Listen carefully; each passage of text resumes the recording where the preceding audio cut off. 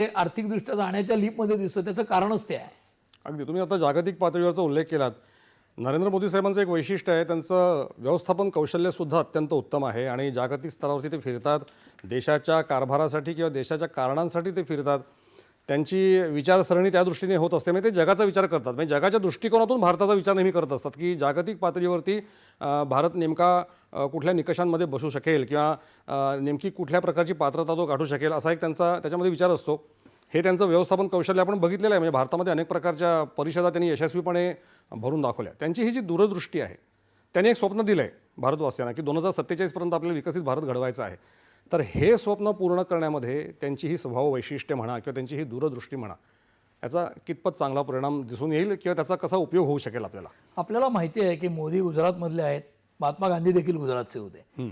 आणि महात्मा गांधी ज्यावेळेला आफ्रिकेतनं भारतात आले त्यावेळेला सर्वप्रथम संपूर्ण भारतभर ते रेल्वेने फिरले होते. बरोबर.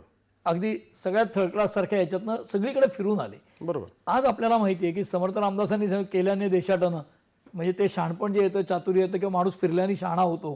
तर आज मोदी 14 साली देश जाणून घेता येतो त्याच्यामुळे. म्हणजे जेव्हा एखादा पंतप्रधान किंवा एखादा नेता जेव्हा असा फिरतो तेव्हा त्याला देश सुद्धा जाणून घेता येतो. हो, म्हणतच ना की त्यावेळेला मोदी ज्यावेळेला 14 साली पंतप्रधान झाले आणि त्यांचे परदेश दौरे सुरू झाले, त्यावेळेला ते देशात कमी असतात आणि परदेशात जास्ती असतात, अशी एक टीका झाली.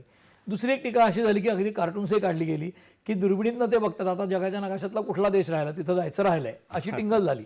परंतु म्हणजे त्या बाहेर जाऊन येण्याचा व्यक्ती म्हणून त्यांना फायदा झालाच. बरोबर. म्हणजे त्यांना काहीतरी एक डेप्थ आली असेल, विजन आली असेल, ती पुढे दिसली कारभारात. दुसरं असं की ज्यावेळेला ते फिरून आले त्यावेळेला समजा तत्कालीन परराष्ट्र मंत्री सुषमा स्वराज एखाद्या देशात गेल्या छोट्या आणि आमच्याकडे इन्व्हेस्टमेंट करा म्हटल्या, तर ज्या प्रमाणात गेल त्या तुलनेत राष्ट्रप्रमुख गेला तर थोडीशी जास्त येऊ शकते, हे आपल्याला कोणालाही अगदी सहज समजेल.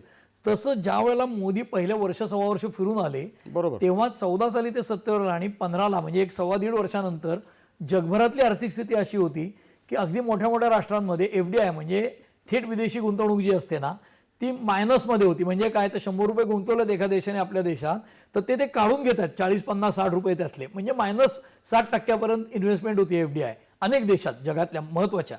त्यावेळेला ब्रिक्स म्हणून जो समूह आहे 5 देशांचा, त्याच्यात भारतही आहे. त्या भारतामध्ये फॉरेन डायरेक्ट इन्व्हेस्टमेंट +48, म्हणजे आपल्याकडे पूर्वी 100 रुपये गुंतवलेले होते ते 148 गुंतवलेले गेलेत.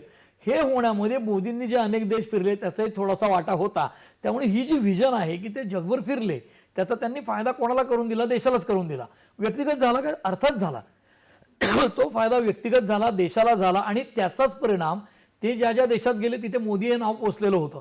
पुढे मागे कुठल्याही परिषदांमधनं जेव्हा बायलॅटरल मीटिंग होतात त्या देशाबरोबरच्या, तिथे मोदी हे नव्याने काही भेटायची गरज नव्हती. आपल्याकडे दर 4 वर्षांनी प्राईम मिनिस्टर बदलले तर ते पुढच्या वेळी तिकडचे नेते वेगळे, इकडचे वेगळे.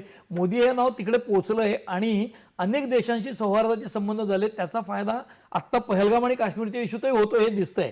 तसं ज्या इन्व्हेस्टमेंट झाल्या त्याचाच फायदा तुम्ही म्हणलात तसं G20 सारख्या परिषदेसह अनेक आयोजनं करण्यात झाला.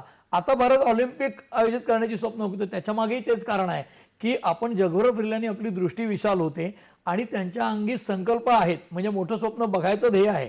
नाहीतर भारत हा विकसनशील विकसनशील विकसनशील म्हणजे डेव्हलपिंग कंट्री होता, तो आज डेव्हलप होण्याची स्वप्न बघतो आणि नुसती डेव्हलप नाही तर जगातली पहिल्या, दुसऱ्या, तिसऱ्या क्रमांकाची अर्थव्यवस्था बनू पाहतोय. तर think big, low aim is crime not failure म्हणतात, तसं मोठं स्वप्न बघणं महत्त्वाचं आहे आणि ते बघतायत.